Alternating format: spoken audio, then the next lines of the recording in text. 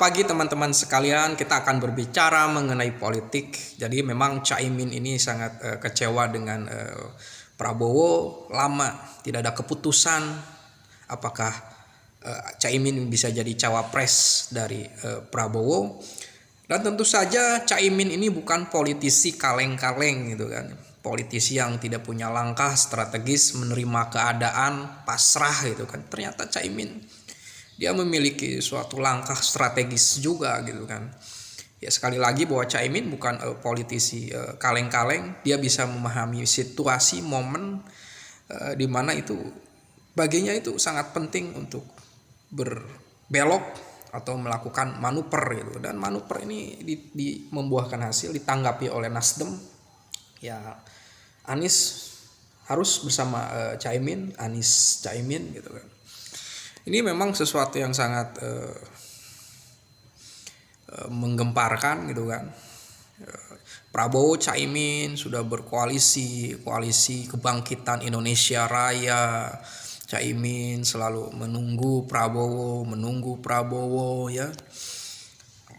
Bahkan meyakinkan bahwa Prabowo hanya bisa menang bersama PKB, tapi itu tidak digubris oleh Prabowo bermesraan dengan PAN, dengan Golkar gitu. Ya akhirnya langkah dari Caimin adalah harus realistis, harus menentukan sikap gitu kan. Totalitas Caimin di sini gitu kan. Politik itu memang membutuhkan suatu komunikasi politik yang intens, tapi harus memahami tentang manuver, sesuatu yang lebih menguntungkan gitu kan. Ya akhirnya ini bisa terjadi gitu kan, kalau memang ini sangat bisa menjadi sejarah buat Caimin gitu kan. Dia bisa jadi cawapres. Dan tentu saja soal kemenangan ya nanti kita lihat saja gitu kan. Semua berdasarkan kerja-kerja politik. Ya, kerja-kerja politik apa Anies dan PKB gitu kan.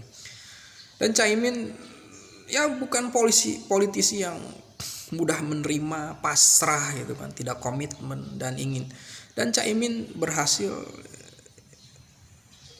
memenuhi gitu kan keinginannya dan juga menunjukkan kepada kader PKB harus optimis gitu kan. Saya pikir Caimin akan mundur, akan menunggu gitu kan untuk jadi cawapres itu. Ternyata Prabowo tidak mengindahkannya ya. Ini sesuatu yang sangat penting sekali bahwa di dalam politik itu perlukan langkah strategis ya.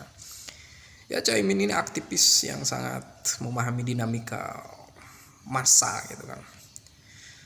Dan dia tahu bahwa kalau kita berkumpul dengan seseorang yang tidak ada kejelasannya ya buat apa ditindaklanjuti. Ini suatu pembelajaran politik dari Caimin gitu kan. Sangat menunjukkan suatu pembelajaran politik gitu kan. Ya meskipun bagi Demokrat ini adalah pengkhianatan politik, tidak punya etika gitu kan. Caimin ya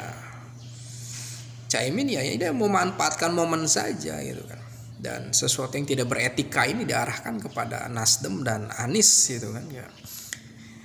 Caimin ya hanya memanfaatkan momen itu saja gitu, dan kebetulan ditanggapi oleh Nasdem gitu kan. Ya itu aja.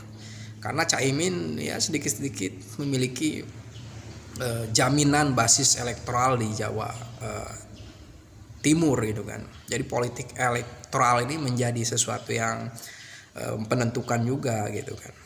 Basis ini sangat penting juga gitu kan. Terima kasih.